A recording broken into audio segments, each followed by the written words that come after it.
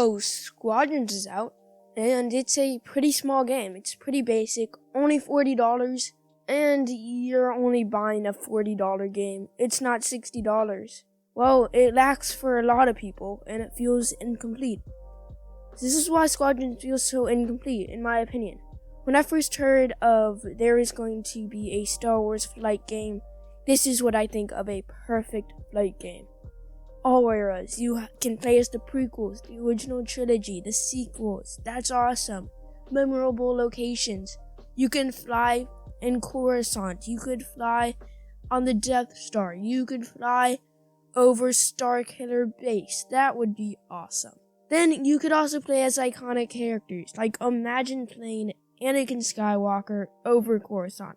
Pretty great, right? Poe Dameron over Starkiller Base. Pretty great, right? A huge variety of ships, and not just fighters. You could play as a cruiser even, or a transport ship. That seems awesome. Pretty much anything. You can play as anything. And then there's lots of different objectives. The campaign does a good job of this actually, with a bunch of different missions you have to carry out, but why did they never put that into multiplayer? And that's what I wish they definitely put into multiplayer. But this is what we got. One era, just original trilogy, which is pretty cool. There's a lot of great stuff from the original trilogy.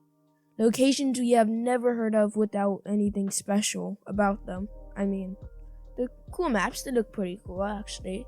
I mean, we just got your basic fighters with no special characters. We couldn't play as Anakin Skywalker or Luke Skywalker or Darth Vader, anything like that, and these are basic fighters.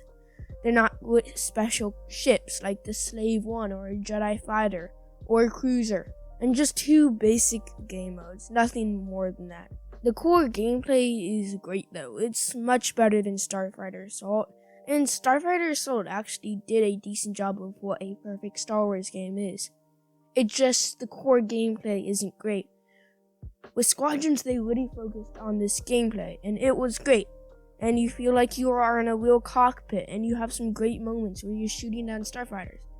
Why Battlefront 2 was an awesome Star Wars experience was there was tons of great characters, tons of great locations, and it did a great job of making different objectives, so you felt like you were carrying out missions in a real Star Wars universe, if you were the Rebels or the Empire. And then there were lots of customization. You could change it up. And Squadrons, though, does have cool customization. I'll give it that. But the gameplay just felt Star Wars. Star Wars Squadrons, it feels it, but it's just not everything. And Battlefront 2, what really made it great was it was a game for everybody. Whether you tried super hard and you tried to be a huge sweat, or you were just a noob who loved Star Wars. And that's the thing with Squadrons, is it's a very small target audience. Way too small of one. It's just for big Star Wars fans. I mean, more than that. But you have to really like Star Wars and really be a big fan of the flying aspect for this game to really appeal to you.